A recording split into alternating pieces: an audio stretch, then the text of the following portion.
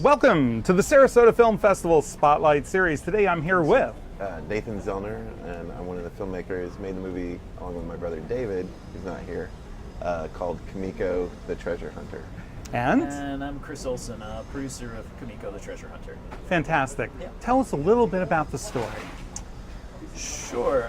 Kamiko, the Treasure Hunter tells the story of a lonely Japanese woman who believes she's uncovered a secret to where a buried treasure in the Americas is. So she leaves her structured life in Tokyo, treks across the globe to the frozen tundra of Minnesota to uncover this buried treasure.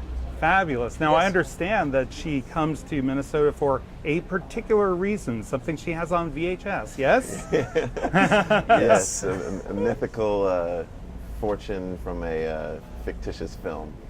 You can name it. It's in the film guide. Go for it. From the film Fargo. The money So that's another buried. Coen Brothers film, so she's in search of that. Yeah, she's in search of the money that was presumably lost and buried. And does she find the wood chipper, or no, sorry. No, it's just you know, that conduit that Yes. that you know enables her to go on this kind of Oh, of crazy course. quest. Of So, course, it's the MacGuffin, totally. Yeah. I understand. Yeah. I understand. Well, tell me, what drew you to take on this project? Did you help develop the project?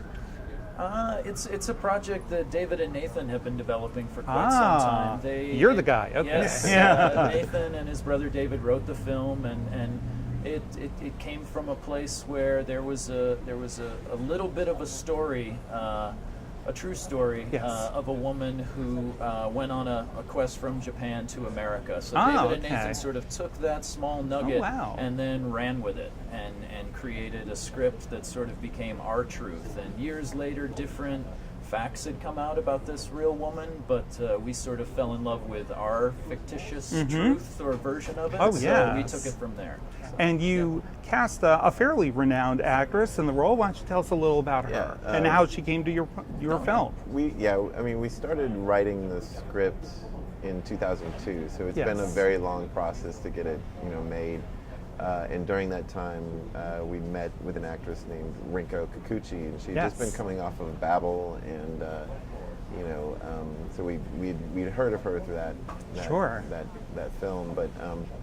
We just met with her and gave her the script, and she responded to it, and she had a lot of the same sensibilities, liked a lot of the same directors that we did, and we explained to her that this is going to be a very difficult film to do. It's not a big budget. It's we're not doing snow on green screens. And It's not going to be working with Guillermo del Toro this exactly. time. Yeah. Okay. Right. Like, you're going to be actually out in the weather and winter, and she was all on board to do it. Nice. So we kept talking to her, and we would work on some of the character traits and things that she would bring to flesh out the role. But she's amazing. She's really truly amazing. So. Fantastic. Tell me about some of the challenges you faced in the making of this film. Sure. I mean, it was a tricky movie to make. Half the film takes place in Japan, and the other half takes place in Minnesota. The biggest trick right off the bat is that David, Nathan, and I don't speak Japanese. Oh, come on. And the first half of the film is in Japanese, so Yes. it didn't pose so much a problem as a different way of working. What's great is we teamed up with some fantastic bilingual crew there who sort of help us work through the process, but it's also amazing how many things you can get by with shrugs and pointing and drawing. So, and then the second half of the film, is set in the frozen tundra of Minnesota, and we shot outdoors in January and February in Minneapolis, and that was a very cold experience. It looks beautiful, but we definitely earned every shot because it was brutally cold. Yeah, Absolutely. And it was really tricky with, like those 2 months out of the year that you have possibility of snow. It's not a guarantee. So, but we put ourselves in the position to be as lucky as possible. But with those two moving parts, like if we missed that season, it would be another year or more that we'd have to reset. And Absolutely. Chris would juggle schedules around and try to figure something out. So, Gotcha. there's a lot of challenges like that. Yeah. I gotcha. Now, what kind of surprises, revelations, stuff you didn't expect came up during the making of the film? Because Because there's always something that just comes out of left field and is wonderful. Yeah, I mean, you know, probably little moments. There's a lot of little things. Yeah.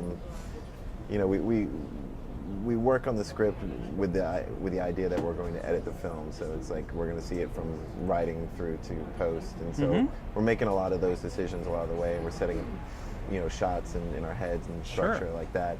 And that enables us to be very flexible when we're on set and actually throw all those ideas out the door if something else presents itself.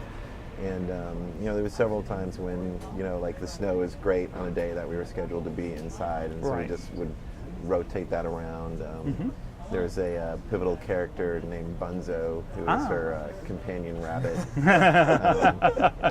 And he or she, I guess he, we'll go with he. You know, and animals are wonderful actors if you don't expect anything from them. So then, you know, any sort of reaction you can get, and then with clever editing, you know, those are all happy accidents. You know, and again, it's sort of like a smaller scale. Like you just set yourself up to be lucky, and you just plan everything, and this is where the rabbit's going to be or what it's going to do, and then you know, it gives you what you need, and then you're like, wow, that's amazing. And of course it is. You're not trying to force it to do something that it's not comfortable doing. Right. Of course. Oh my gosh, that's so great. Have you had any of your screenings here as yet? We had one yesterday. We just had our first screening in Sarasota last night, and it Tell was us about the Q&A. Absolutely fantastic screening, and we got in late, so we weren't there for the intro. But when we came up for the Q&A, Nathan and I were surprised how wonderful the Q&A was and how excited people were. And there was just a machine gun barrage of questions. So it was wonderfully received, and people seemed to be into it. Yeah, seemed engaged. It was a really neat surprise because I mean, one of the things we like is seeing the film with different audiences and having them interpret it in their own way. Absolutely. So, you know, anytime we can engage an audience and have them, you know, ask questions and be excited about the film, that's like, you know, what we made the film for. Absolutely. Yeah. Well, to sum up, what do you hope our audiences take from your movie? What do we hope they take? I mean, you know, it's a good question. I mean, we like films that don't, you know, beat you over the head with a specific theme or you know, a moral. And this is kind of, you know, the end is open to some interpretation. You know, I think if we can just, like I said, engage the audience in some manner and you know, and take them along on this wonderful, unusual woman's journey. Exactly. Yeah. If they've gone along for the ride, I think we've done our part, because they'll be totally did. And it's a wonderful movie. Thank you. Thanks. Yeah. All right. Beautiful. Well, fantastic. Thank you for being here today. Thanks for having us. Thank you so much for having us. Thanks for having us.